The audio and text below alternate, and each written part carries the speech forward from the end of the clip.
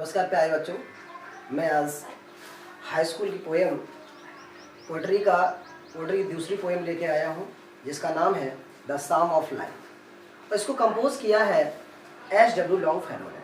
मैं आपको ये भी बताऊंगा कि शाम को इसका प्रोनाउंसिएशन शाम क्यों किया। कुछ जनरल रूल होते हैं इंग्लिश वर्ड पढ़ने के लिए।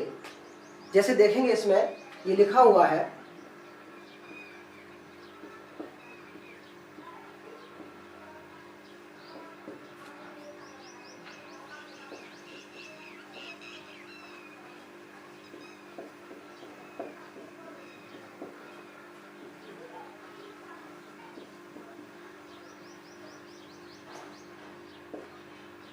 ये सब देखेंगे कि ये जो लिखा है PSALM, इसको शाम क्यों पढ़ा।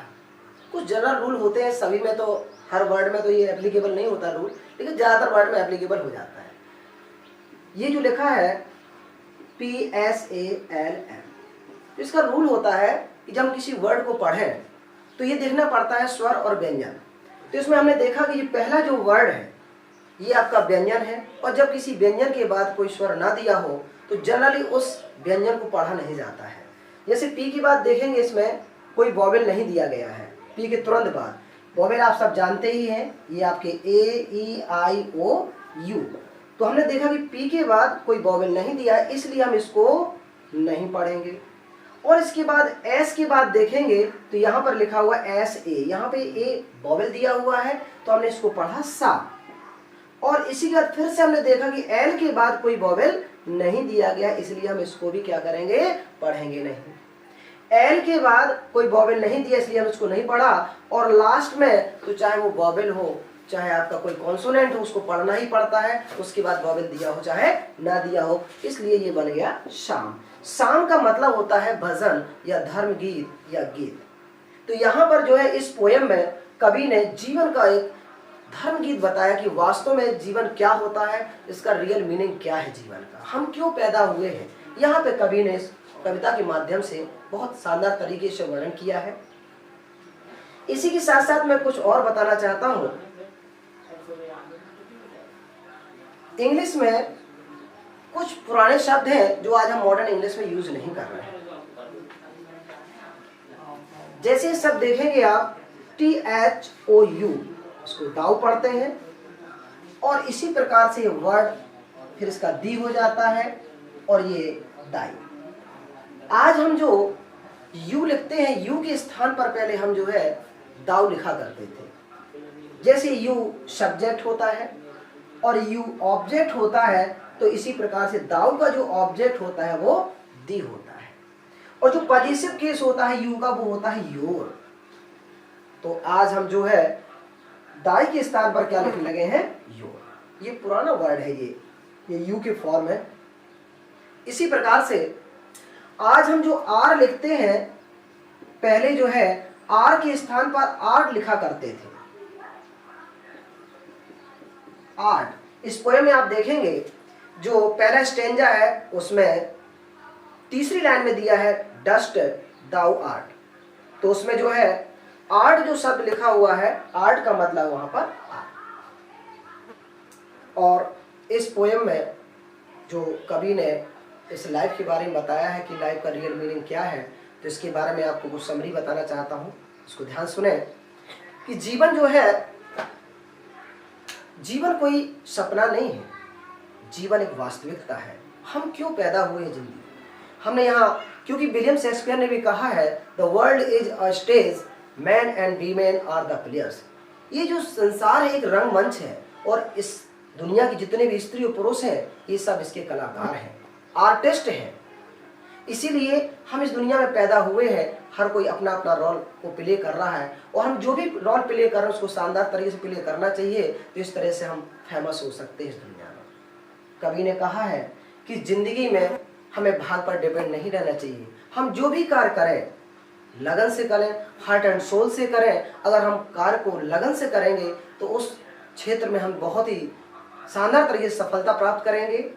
केवल खाते रहना, खा करके बड़े होते रहना, यही हमारा जीवन का लक्ष्य नहीं है, और मर जाना यही हमारा लक्ष्य नहीं है। हम जब इस दुनिया में पैदा हुए हैं तो हमें कुछ करना है, कवि का कहना है कि हमें कार्य करते रहना चाहिए, हमें फल की इच्छा नहीं करना चाहिए, क्योंकि फल तो क्या है, भगवान के हाथों में होता है। भगवान जैसा फल देना चाहेंगे वैसा फल मिलेगा। हमें आज का कार्य कल के लिए नहीं छोड़ना है, कार्य को करते रहिए।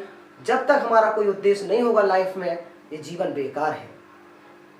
इसीलिए हम कार्य को करते रहें। जब तक हम अपने लक्ष्य को प्राप्त ना कर लें, हम रुकना नहीं चाहिए, क्योंकि विवेकानंद जी ने कहा है कि उठो जाओ और अपने लक्ष्य तक पहुंचने से पहले मत रुको। हम जो भी कार्य करें पॉजिटिव सोच करके करें, नेगेटिव ना सोचें, क्योंकि हम कार्य करने से पहले सोचते बहुत, विचार बहुत करते हैं कि आखिर इसका रिजल्ट क्या होगा। हम जो भी कार्य करें, अच्छा कार्य करें, और वो भी अकॉर्डिंग टू सोल करना चाहिए, कार्य आत्मा के अनुसार, क्योंकि कहा जाता है कि आत्मा परमात्मा का अंश है और गॉड इज ऑलवेज राइट। जब भगवान हमेशा सही होते हैं और ये अंश है आत्मा, तो आत्मा भी हमें सही सलाह ही देती है। हम जब भी कोई कार्य करने जाते हैं तो सही और गलत हमें आत्मा बता देती है, एहसास करना पड़ता है। इसलिए हम जो भी कार्य करें अकॉर्डिंग टू सोल करना चाहिए। और इसके साथ साथ हम जो ये पोएम मैं पढ़ाने जा रहा हूँ इसको ध्यान से पढ़ें, और ये हमारा वीडियो अच्छा लगे तो इसको सब्सक्राइब जरूर कीजिए और ज़्यादा से ज़्यादा शेयर कीजिए, जिससे मैं आपको वीडियो और भी भेजता रहूँ। धन्यवाद। चलिए तो आज हम पढ़ते हैं हाई स्कूल की पोएट्री का दूसरा lesson, the sum of life. इसके जो पोएट हैं H.W. लॉन्गफेलो, इनका पूरा नाम है हेनरी वर्ड्सवर्थ लॉन्गफेलो। चलिए तो पहली लाइन पढ़ते हैं। Life is real, life is earnest, and the grave is not its goal. Dust thou art, to dust returnest. Was not spoken of the soul. Life का मतलब जीवन, रियल का मतलब होता है वास्तविकता, अर्नेस्ट, अर्नेस्ट का मतलब यहाँ है ड्रीम से। तो कवि ने कहा है कि जीवन वास्तविकता है, जीवन कोई सपना नहीं है। एंड द ग्रेव, ग्रेव का मतलब कब्र भी होता है, और ग्रेव का मतलब यहाँ मृत्यु से है। इज नॉट इट्स गोल, गोल का मतलब टारगेट, लक्ष्य, एम। तो यहाँ कहा गया है कि केवल मृत्यु ही इसका लक्ष्य नहीं है जीवन का। डस्ट दाउ आर्ट, डस्ट का मतलब होता है मिट्टी, दाउ ये पुराना शब्द है जो आज हम यू लिखते हैं मॉडर्न इंग्लिश में।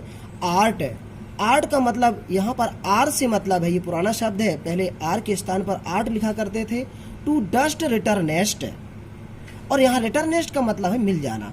तो यहाँ कवि ने कहा है कि हम इस दुनिया में जितने भी प्राणी है, जो भी है पैदा हुए इस दुनिया में, ये सब के सब मिट्टी में बने हैं, मिट्टी से बने हैं, और एक दिन मिट्टी में ही मिल जाएंगे। Was not spoken of the soul, soul का मतलब है आत्मा। ये जो शब्द है आत्मा के लिए नहीं कहा गया है, क्योंकि आप सब जानते हैं कि सोल इज इमॉर्टल, आत्मा तो अजर है, अमर है। Not enjoyment and not sorrow,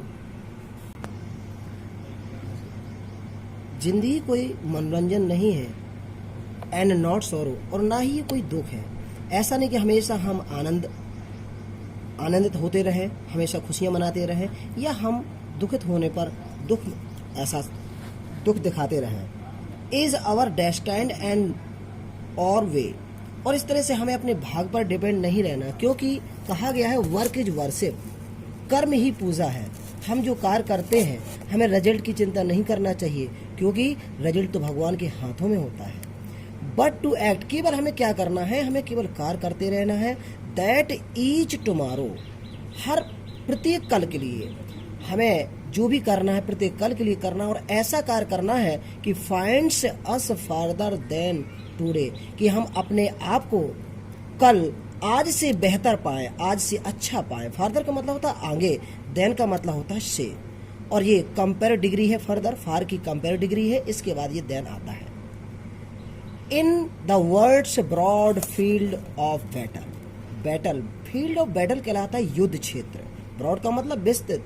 ये जो संसार है, ये संसार जो है एक विस्तृत युद्ध क्षेत्र है।